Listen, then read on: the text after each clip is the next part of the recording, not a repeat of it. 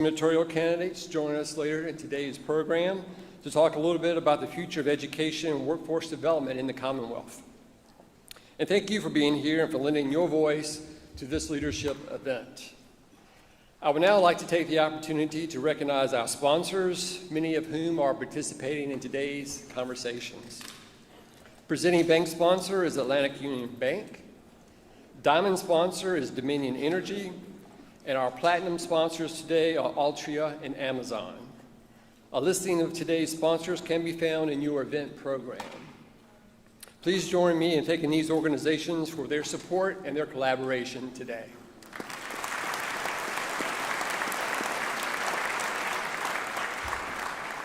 We'd also like to recognize our Education and Workforce Industry Council meetings. A listing can be found in the event program as well.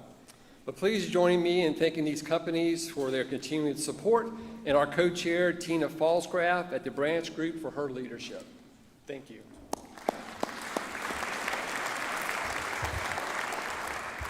At this time, I would like to welcome Linda Stanley to the stage for some welcoming remarks.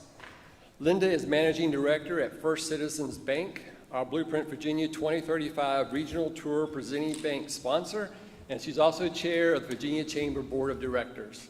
Please join me in welcoming Linda Stanley.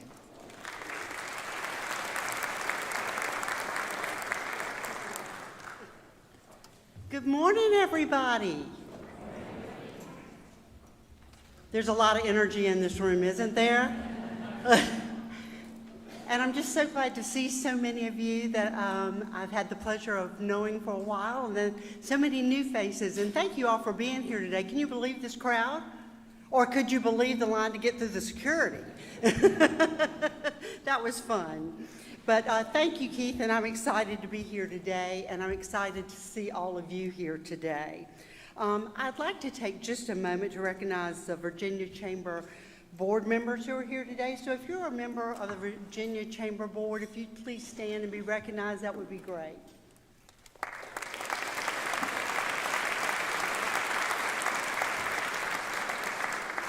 Thank you all for your service. It means more than you know. We have been hard at work this year with it being a blueprint year. And when I took on this great honor of serving as the chair of the chamber this year, and it was a blueprint year, but now I really know it's a blueprint year. It has just been such a great experience, and we've had two great co-chairs who have been with us on the tour, Edmund Hughes with Huntington Ingalls, and also Monica Schmoody with Anthem Blue Cross Blue Shield. And both of them have been at almost all of the meetings, all of the tour stops, and they have been engaging people around the Commonwealth, as we all have, and it's just been a tremendous opportunity to hear from each and every one of you what's on your mind, what's important for the Commonwealth, and what you're thinking about. So thank you all for who took part in the tour. We really, really appreciate that. First Citizens Bank was pleased to sponsor the Blueprint Virginia 2035 Regional Tour, and we hosted a total of 14 tour stops. That might not sound like a lot, 14 tour stops all over the Commonwealth. It was a great experience. And we are excited to share in our blueprint that 10,000 Virginians have participated in the regional tour, industry council discussions, statewide surveys, and signature events. So we have heard from a lot of Virginians. We look forward to seeing all of you on December 5th. I hope you all have that date in your calendar. That's when the Economic Summit and Forum on International Trade will be held, and that is when we will present the Blueprint Virginia 2035 to the governor-elect, whoever she may be. I now have the honor of introducing our first speaker today, former Representative Abigail Spanberger. Her career has been defined by public service. She first swore an oath to the U.S. Constitution as a federal agent in the U.S. Postal Inspection Service. In this role, she investigated money laundering and narcotic cases. As a Central Intelligence Agency caseworker, she worked at home and abroad to collect intelligence, keep our country safe from terrorism, and inform policymakers in their national security decisions. Following her time at the CIA, she joined the private sector and helped American colleges and universities diversify their student bodies, expand opportunities for Americans entering the workforce, and increase graduation rates. First elected to the U.S. House in 2018, she served on the U.S. House Permanent Select Committee on Intelligence and on the U.S. House Agriculture Committee. The nonpartisan Lugar Center ranked her as the most bipartisan member of Virginia congressional delegation, and she has received several nominations and national awards for her commitment to getting results for Virginia, focusing on constituent services and working across the aisle. She grew up in Virginia and earned her BA at the University of Virginia. She earned her MBA through a dual degree program between Purdue University's Crandall School and the GISMA Business School in Hanover, Germany. Listen to this, y'all. She speaks English, Spanish, German, and French. Is there anybody else in this room who speaks 4 languages? Raise your hand. I want to recognize you. I think that's incredible. She and her husband, Adam, have 3 children. So if you would please join me in welcoming former Representative and gubernatorial nominee, Abigail Spanberger.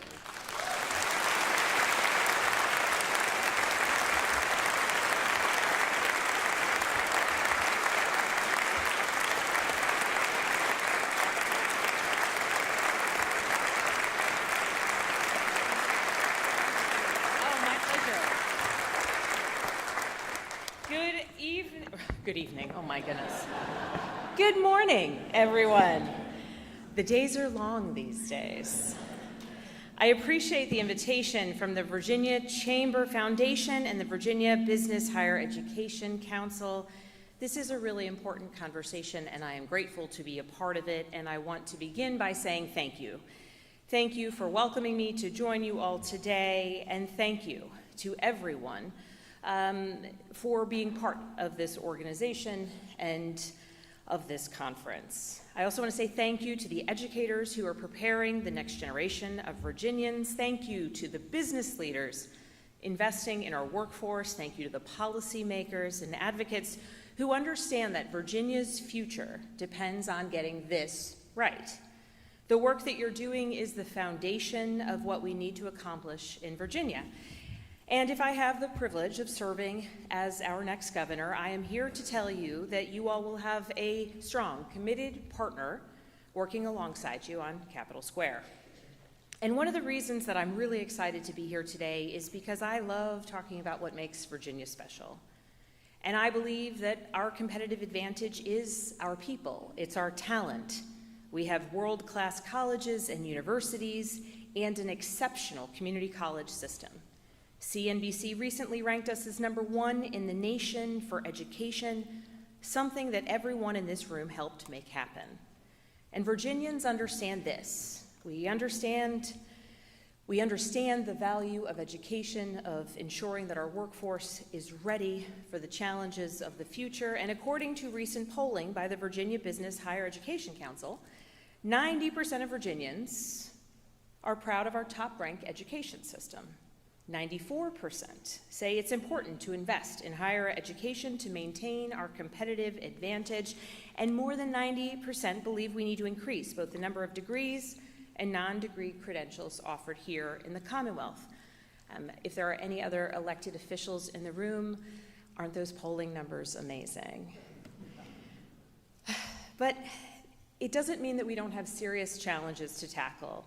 As I travel across Virginia, one of the things that I hear about over and over and over is that everything just costs too much. The cost of everyday goods and healthcare, housing, energy, it's putting real pressure on Virginia families. And it's not just a family budget issue, it's an economic competitiveness issue. When housing is unaffordable, businesses can't recruit and retain workers. When healthcare costs are too high, employers face higher expenses and workers have less money to spend. When energy bills rise, it cuts both into family budgets and business operations. That's why I have been laser focused on lowering costs throughout this campaign for governor, because affordability isn't separate from competitiveness, it is central to it. But let me also be direct about another challenge that we're facing, one that's a bit more acute and immediate. A few months ago, Virginia dropped from number 1 to number 4 in CNBC's top state for business rankings.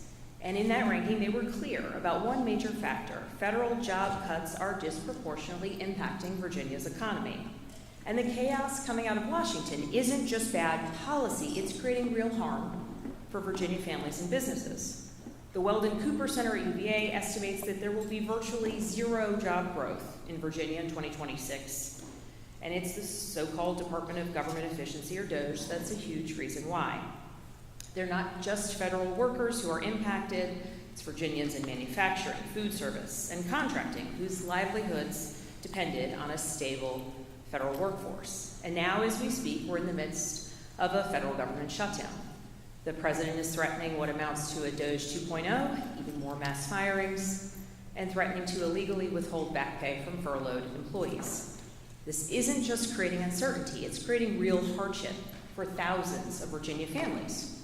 DOGE chaos is impacting federal funding for our world-class colleges and universities, which serve not only as a source of an excellent diploma for Virginia students, but as engines of economic development and growth for so many of our Commonwealth's regions. The strength of many Virginia communities relies on the strength of their surrounding higher education institutions as major employers, community partners, and as leaders in innovation. But it's not about the jobs we've lost, it's about the talent that we want to attract and retain. When businesses decide where to locate or expand, as you all well know, they look for stability and predictability. They ask, will my workforce be here in 5 years? Can I plan for the future? And right now, some of the uncertainty we're facing makes those questions harder to answer. The same goes for talented graduates from our universities. They're asking, should I stay in Virginia or move somewhere else? As governor, I will refuse to let the chaos coming out of Washington define Virginia's future. We need real plans to support displaced workers, attract new investment, and show businesses and talent that Virginia is a reliable place to build a career and a company. These are real challenges, the affordability crisis and the federal chaos, but I know that if we do the work and make the right investments, Virginia's best days are still ahead. So I just want to talk a bit about my plans to get us there. I'm not one to speak in generality.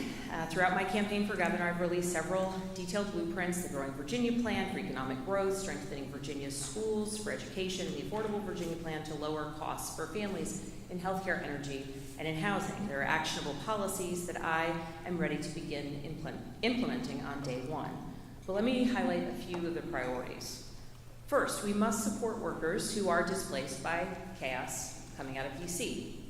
There are real challenges at this time, and I will say, facing people and telling people not to fret or to log into LinkedIn or to say that losing jobs in Virginia isn't a real issue is not the approach that I will take.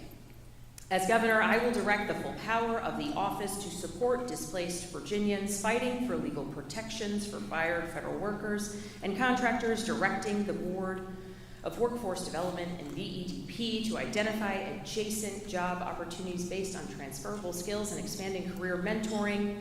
There are real people facing real challenges, and they deserve a governor who will stand up for them, fight for them, and work to strengthen Virginia's economy. Second, we must strengthen workforce development from early childhood through career training. That starts with childcare. Too many parents have stepped back from the workforce because childcare costs more than their paycheck. We have 13,000 families on the waiting list for the Child Care Subsidy Program, and as governor, I'll work to expand access by investing in the subsidy program, incentivizing employers to provide child care assistance, and by cutting red tape. In K through 12, we had nearly 3,000 teacher vacancies at the start of the 2024-2025 school year. And here's what should alarm all of us. Virginia ranked 51st in the nation for post-pandemic math recovery, dead last behind every other state and the District of Columbia. We can and we must do better. I'll work to recruit and retain teachers by increasing pay and expanding teacher mentorship programs while investing in high-quality curriculum, dual enrollment classes, and career and technical education so students can earn industry credentials before graduation. For community colleges, Virginia invests less per student than West Virginia or North Carolina, our neighbors and competitors. I'll increase funding and strengthen programs like G3 and Fast Forward, helping Virginians earn credentials in high-demand industries, and will ensure our education system stays flexible, preparing students for jobs in emerging technologies like AI. We need to make sure that our world-class colleges and universities operate in the best interest of students, parents, and communities, free from political interference. And that is especially true at our world-class universities. Academic freedom is under threat, and Virginia deserves and needs a governor who will stand up for these institutions and their nonpartisan missions to provide students with an excellent education that will set them up for success in their career and that continues to serve as a differentiator for Virginia. The universities that attract people to our Commonwealth, and in so many cases, are the lure that keeps them here. Third, we need to expand internships and apprenticeships. And there was a fantastic op-ed in the Virginia Pilot a few weeks ago from former Speaker of the House, Kirk Cox, and leadership from the Virginia Chamber that made this exact point. We need more hands-on learning opportunities to connect our students with real careers, and I could not agree more. A good internship gives young people real-world experience, helps businesses identify talent early, and keeps our best graduates here. Higher Ed Business Council polling shows 94% of Virginians believe it is important to invest in work-based learning. Virginia became the first state to set a goal of one paid internship for every student who wants one. And as governor, I'll market internships to employers, support one-stop shopping internship centers on campuses for students and businesses, and build online platforms matching students with opportunities.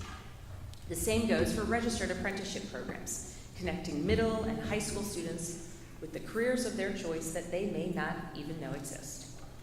Finally, we must do everything we can to get Virginia back to #1 in the CNBC rankings. That means strategic investments in workforce training, affordable childcare, and housing, streamlined permitting, shovel-ready sites, and reliable infrastructure.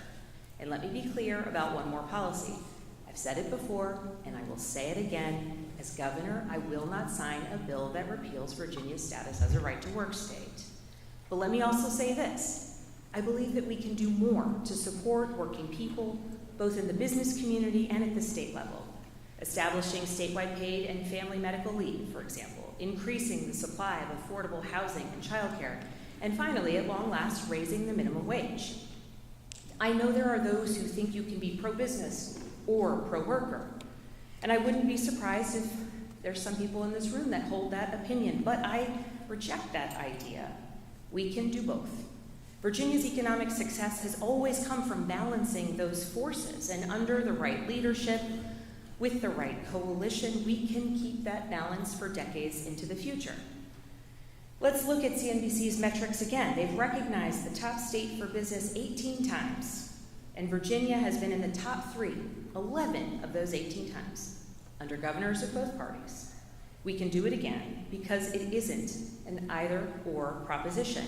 We can support business growth and workforce development.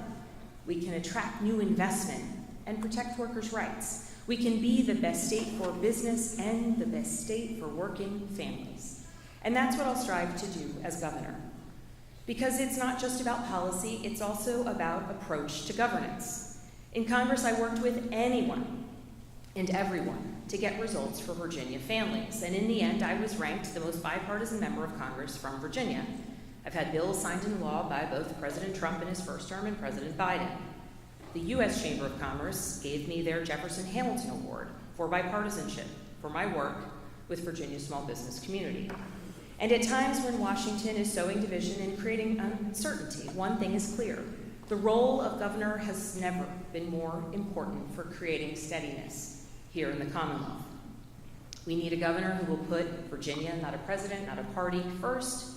And if a president's policies hurt our workforce or our economy, the governor must stand up and push back.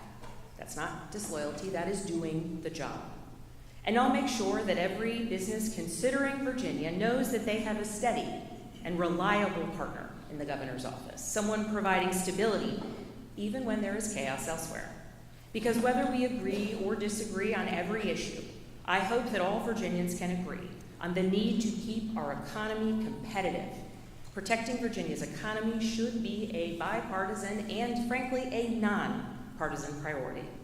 Because at the end of the day, Virginia's greatest asset, it's not our tax code or our ports or any other element of our infrastructure or even our rankings. It is our talent. It is our people. It is our Virginians. And just by being here, you all are showing that you all are already doing the hard work, building partnerships, training the next generation, investing in our communities.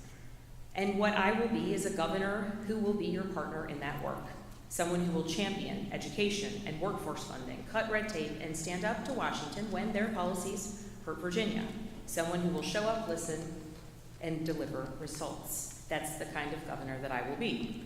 I love Virginia. My husband Adam and I chose to move back home to raise our 3 daughters here because we believe it is the best place to build a future.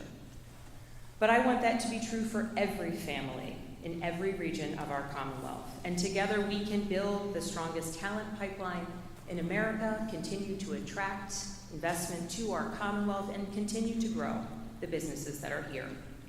We can make sure that every student has a pathway to success. We can support displaced workers and attract new investment. We can get Virginia back to #1, and we can keep us there. I thank you for everything that you do. I thank you for the invitation to speak today. I look forward to seeing many of you in December, and I look forward to getting to work. Thank you.